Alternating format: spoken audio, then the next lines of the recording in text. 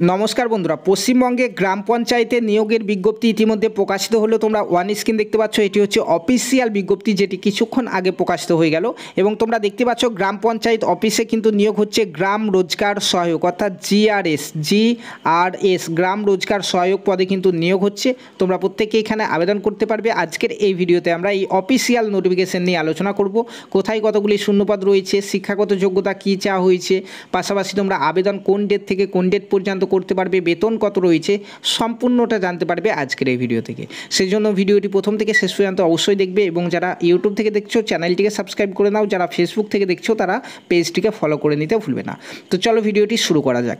দেখতে পাচ্ছ এটি হচ্ছে কিন্তু অফিসিয়াল বিজ্ঞপ্তি, যেখানে বলা হয়েছে engagement of Gram Rozgar Sahayak under MGNREGA on purely contractual basis to fill up the said post of 2 vacant gram panchayat office.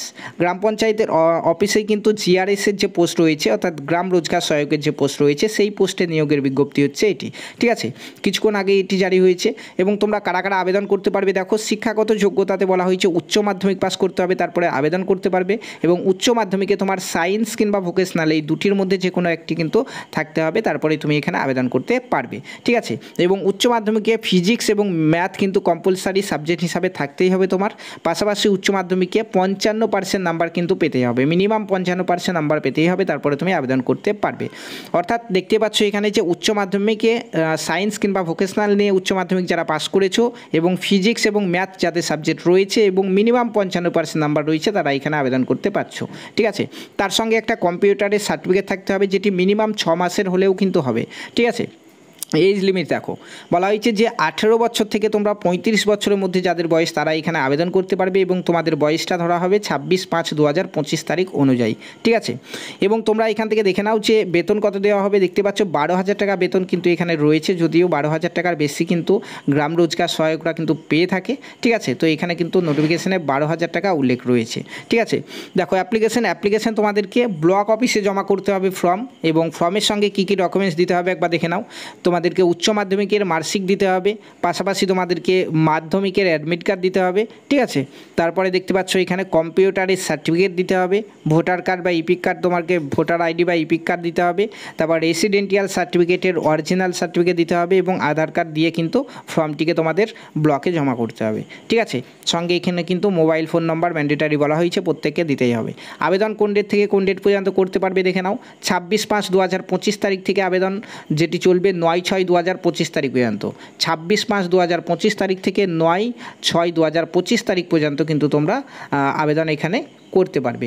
ঠিক আছে, দেখো তারপরে এখানে বলা হয়েছে application submitted through any other mode. দেখো ইন্ডিয়ান পোস্ট, কুরিয়ার সার্ভিস, তারপরে ইমেল এর মাধ্যমে কিন্তু তোমরা এখানে আবেদনটি করতে পারবে, কিংবা তোমরা সরাসরি বিডিও অফিসে গিয়ে ড্রপ বক্সেও কিন্তু ফর্মটিকে জমা করতে পারবে।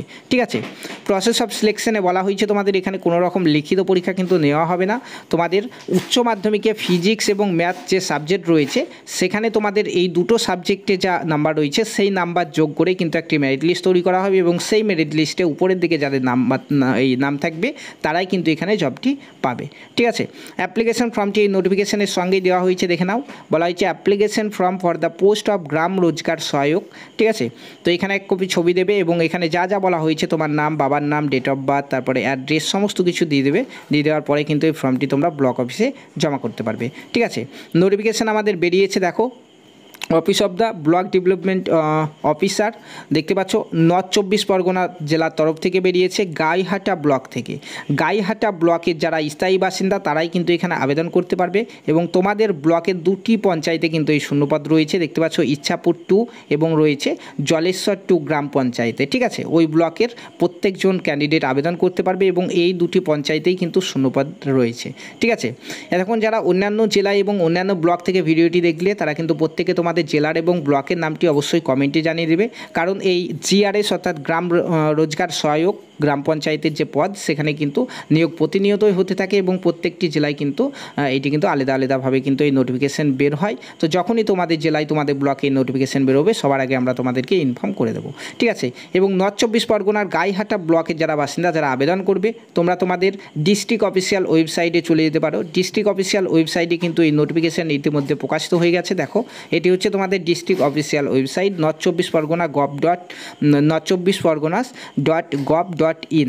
এই অফিসিয়াল ওয়েবসাইটে গিয়ে কিন্তু তোমরা নোটিশ অপশানে গেলে পরেই দেখতে পাবে নোটিফিকেশন ইতিমধ্যে প্রকাশিত হয়ে গেছে। রিক্রুটমেন্ট নোটিশ ফর গ্রাম রোজগার সহায়ক, দেখতে পাচ্ছ block development office, Gaighata, north 24 Pargana. ঠিক আছে, 27/5/2025 ডেটে কিন্তু প্রকাশিত হয়েছে। এখান থেকে ফর্মটি তোমরা ডাউনলোড করতে পারবে, কিংবা তোমরা চাইলে এই ভিডিও ডেসক্রিপশন বক্স থেকে আমাদের হোয়াটসঅ্যাপ গ্রুপে জয়েন করতে পারো। সেখানেও কিন্তু আমরা এই নোটিফিকেশন সহ অ্যাপ্লিকেশন ফর্মটি আমরা দিয়ে রাখবো।